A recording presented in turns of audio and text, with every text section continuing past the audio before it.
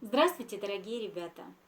Очень рада, что сегодня вы сможете наконец-то нас увидеть. А мы-то вас видим, потому что ваши родители присылают нам фотографии, видео, которые они снимают. Хочу спросить у вас, можете ли вы отгадать, о чем на сегодняшнем занятии пойдет речь?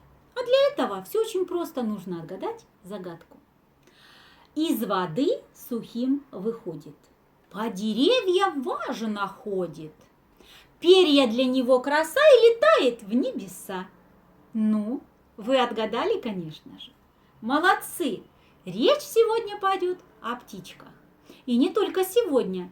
Целую неделю мы с вами будем говорить о птицах. Мы будем их рисовать, мы будем их лепить.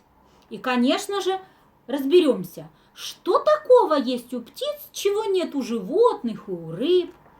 Итак, давайте начнем. Посмотрите, пожалуйста, внимательно на эту картинку. Кто здесь нарисован? Вспомните, если вы с мамой или с бабушкой или с папой гуляли у нас на реке, то вы могли видеть много-много вот таких похожих птичек. Что это за птичка? Молодцы! Конечно же, это уточка. На реке вы видели не только уток, но и селезней. А очень скоро появятся и маленькие утята. А вот эта птичка похожа на уточку, правда? Но посмотрите, она отличается, у нее более толстая шейка, у нее шея подлиннее. Это гусь. Посмотрите, и уточка, и гусь – это птицы. Что же есть у птиц такого, чего нет у животных и у рыб? Ну, конечно же, первое, что нам бросается в глаза – это клюв. Клювом птицы пьют, едят. Клювом они издают разные звуки. Только у птиц есть клюв. Кроме того, все тело птиц покрыто перьями. Перья служат им защитой от холода. Еще у перьев есть очень интересная функция. Они никогда не промокают, потому что смазываются определенной смазочкой. Поэтому птички всегда выходят сухими из воды, поэтому они легко плавают. Но, кроме того, перья очень легкие. Мы с вами можем видеть, что птичкам не тяжело летать в небе, потому что перышки очень-очень легкие. Хочу предложить вашему вниманию небольшой эксперимент. У меня есть два таких красивых перышка и кусочек ваты такой вот. Мы сейчас с вами посмотрим, что быстрее упадет на стол. Значит, оно тяжелее, потому что тяжелые предметы падают быстрее. Давайте посмотрим с вами вот так. Что же будет дольше падать? Что легче? Ну, вы заметили, что вата упала очень быстро, да? Гораздо быстрее, чем два перышка. Перья очень-очень легкие, поэтому птичкам совсем не тяжело их на себе носить. Ну, продолжим. Что же это, ребята, за птичка такая красивая? Конечно же, вы ее узнали. Это маленький воробушек. А вот эта птичка – синичка. С позаранку скачут птицы по заснеженным ветвям. Желтогрудые синицы прилетают в гости к нам. А вот эта птица, посмотрите, какая она важная, вся черная. Это грач. Грачи прилетают к нам весной. Говорят еще, что грачи на крыльях весну приносят. Посмотрите-ка на эту птичку. Интересно, узнаете ли вы, что это за птица с таким длинным клювом?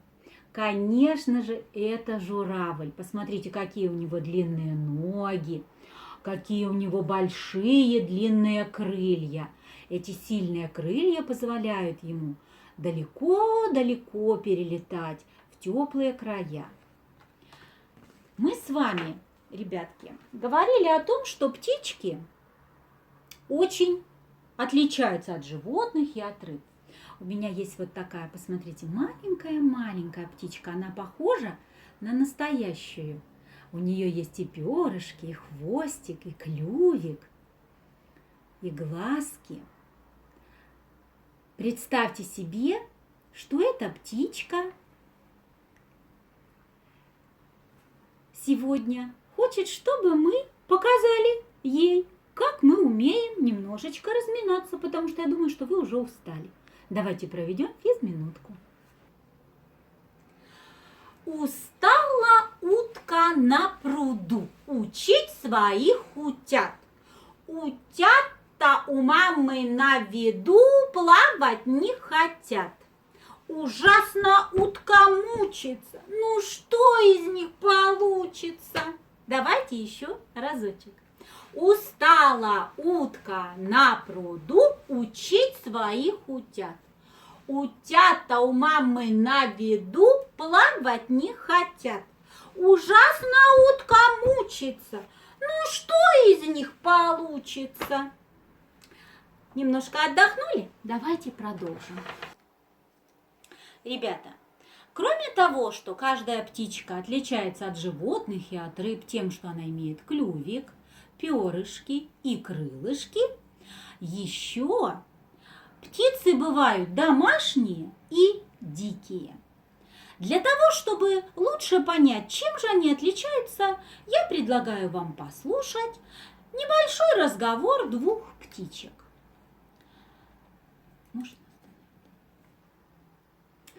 На дереве сидела птичка-невеличка.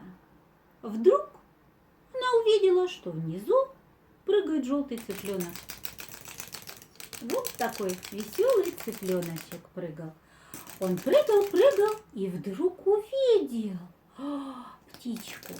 Цыпленок был очень вежливый и сказал: «Здравствуйте!» Птичка сказала ему: «Здравствуй, цыпленок!» Цыпленок очень удивился и спросил: «Скажите, пожалуйста, а почему вы можете залезать на дерево, а я не могу? Как я не стараюсь махать крылышками, у меня ничего не получается?» Засмеялась птичка и сказала: «Ну, во-первых, ты еще очень маленький». «Нет, нет», огорченно сказал цыпленок, «моя мама, курочка, тоже не умеет так высоко залетать. У нее большие крылышки, но она все равно не может». Тогда птичка ответила: «Мне приходится добывать свой корм. Я высоко летаю, далеко летаю, потому, чтобы накормить себя и своих деток, мне нужно собрать очень много гусениц, бабочек, стрекоз, мошек, червячков. А вас с мамой кормит хозяйка, потому что я птичка дикая, а вы, птички, домашние. У вас есть хозяйка, которая заботится о вас и водичку наливает вам, и еду насыпает вам. Поэтому вам не нужно далеко летать, вам не нужно ничего делать для того, чтобы добыть себе еду и питье. А я для того, чтобы напоить своих птенчиков, должна слетать на ручей, набрать в клювик водички, принести каждому в клювик эту водичку. И не один раз. Поэтому мне так нужны сильные крылышки». Вот такая история, которая рассказывает о том, чем же отличаются домашние и дикие птицы. Я надеюсь, ребята, что наше занятие для вас было интересным и познавательным. И хочу, чтобы вы ответили своим родителям, понравилось ли вам занятие и что вам больше всего понравилось на нашем занятии. Мне будет очень приятно, если вы сумеете правильно ответить на все вопросы. До свидания, ребята!